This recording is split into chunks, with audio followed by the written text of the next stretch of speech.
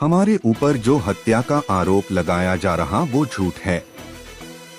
परिवार से बड़े छोटे सबको पुलिस उठाकर लेकर गई और ले जाने के बाद अभी तक पता नहीं चल रहा है कि वह है कहां। उत्तम नगर के मुस्लिम परिवार ने कहा,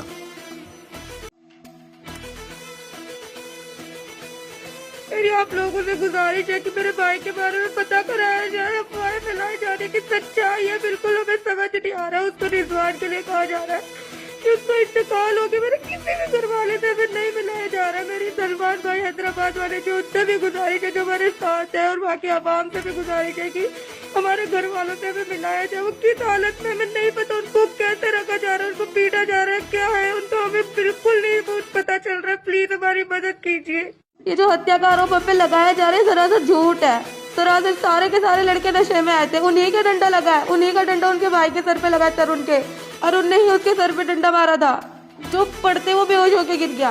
पुलिस को कॉल ही हमने करी थी, वो भी 7-8 बार कॉल की जब वो आए हैं, तब भी हमारे ही घर वालों को उठा के लेके गया है। उनको किसी ने नहीं कुछ बोला उनको।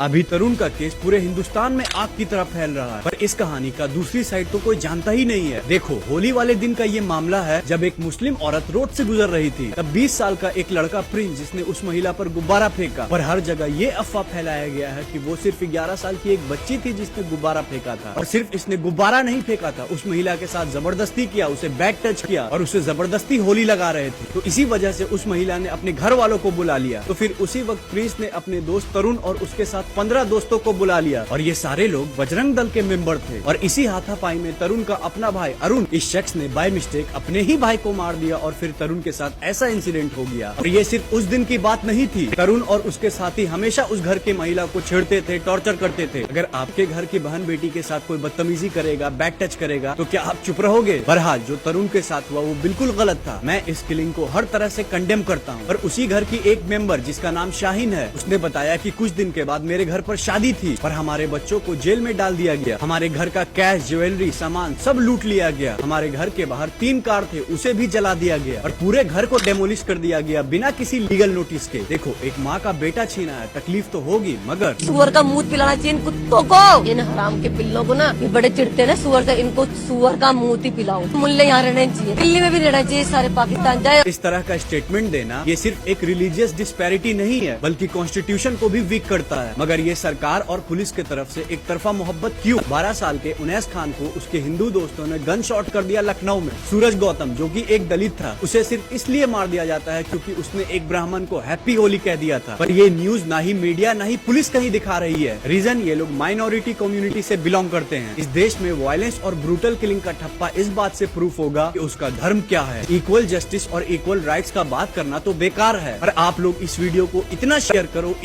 करो कि पूरे हिंदुस्तान के एक लोगों को सच्चाई पता होनी लड़का चाहिए। जो दलित समाज से था, उसने एक ब्राह्मण समाज के लड़के से कहा हैप्पी होली। इतना कहने में ही उस बच्चे की जान ले ली।